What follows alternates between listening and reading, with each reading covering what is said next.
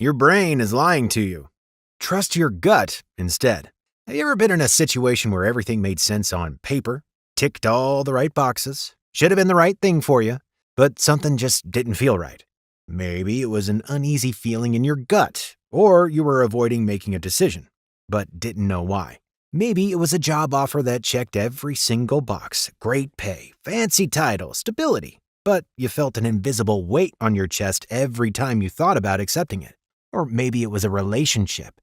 They were perfect on paper, but when you were with them, something just felt off. Your mind said yes, but your gut screamed no. This internal war between logic and instinct happens way more often than we realize. And here's the wild part. Most of us are trained to ignore this gut instinct. We're told it's reckless or not to make rash decisions.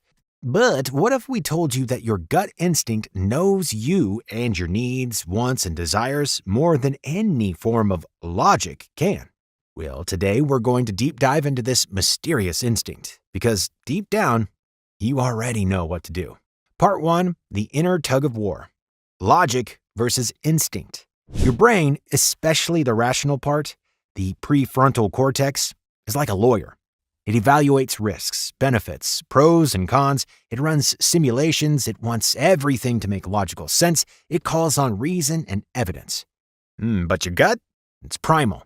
It's emotional and fast-acting. It reacts before you have time to think. Now, here's the twist.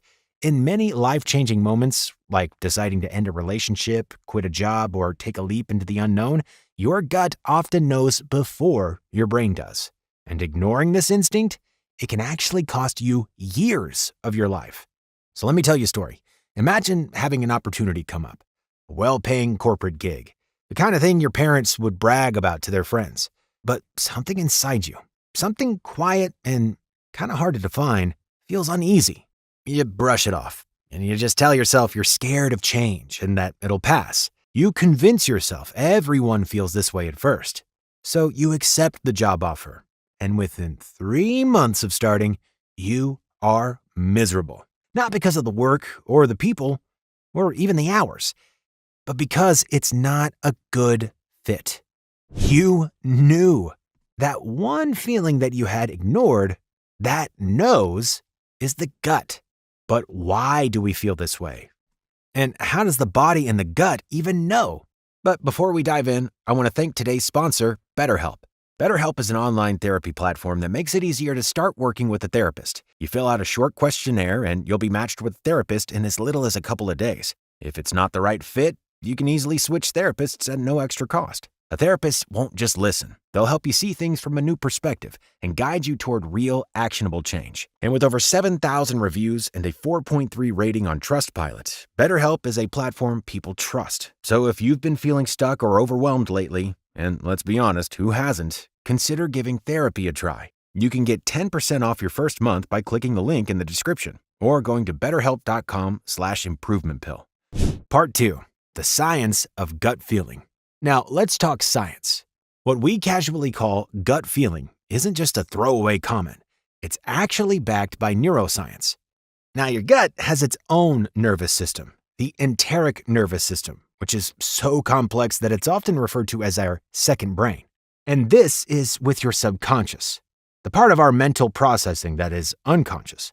It sifts through millions of bits of information every second.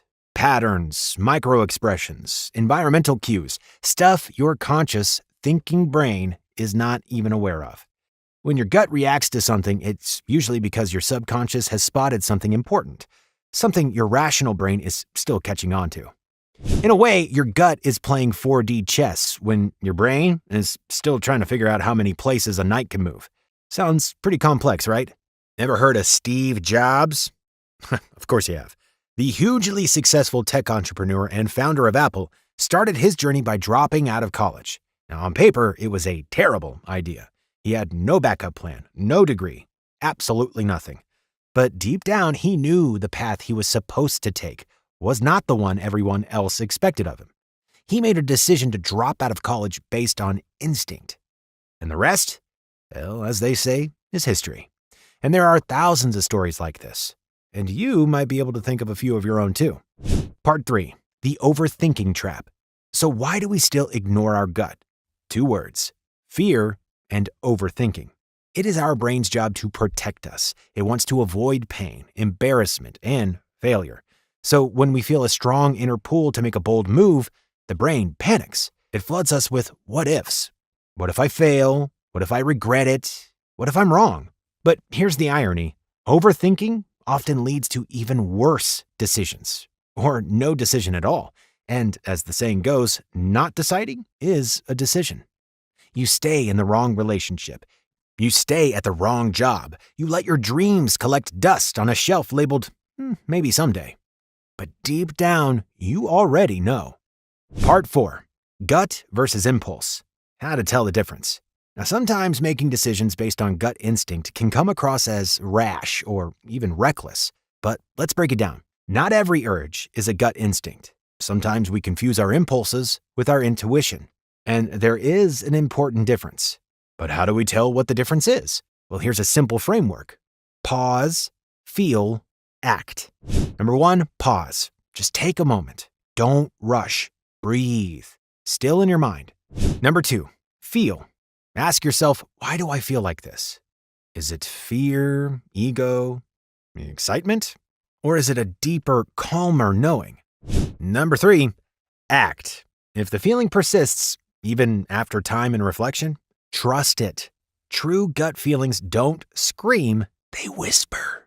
It's not an anxious, panicked response, but a quiet and certain feeling. Seriously, listen for that still, small voice. It's often the wisest one in the room. Part 5, ancient wisdom and modern truths. Now, this isn't a new idea. Stoics believed in acting with decisiveness. The samurai were trained to trust their instincts in battle. Zen monks practiced stillness to hear the voice within. Even Einstein once said, "The intuitive mind is a sacred gift, and the rational mind is a faithful servant." Even today, CEOs, elite athletes, and military leaders all speak about the power of trusting your gut. Because the truth is, we're not machines. We're not spreadsheets. We are human. And humans thrive when we align reason with intuition. It's the one thing that machines can't do. Part 6, the real reason you're not listening to your gut. Sometimes we don't ignore our gut because we don't hear it. We ignore it because we're afraid of what it's telling us. That our relationship needs to end. That the career we spent years building isn't right. That the life we've designed doesn't fit us anymore. But here's the thing. Truth does not go away just because you ignore it. It waits, and it whispers, until the day you're finally ready to listen. Right now, think about one decision you've been avoiding recently. Maybe it's a conversation that you need to have, a change that you need to make, a truth you've buried behind logic and rationality for far too long. You already know the answer. And so today, just take that one small step into the direction your gut is pointing you in. It doesn't have to be big, doesn't have to be public. Just one step. Because every time you listen to that quiet inner voice, it starts to get louder, more confident, more trustworthy. And before long, you become the kind of person who doesn't need to ask, "What should I do?" You already know. Hopefully this video has helped push you in the right direction and given you the confidence you need. And remember, your brain might be smart, but your gut is wise. So trust it.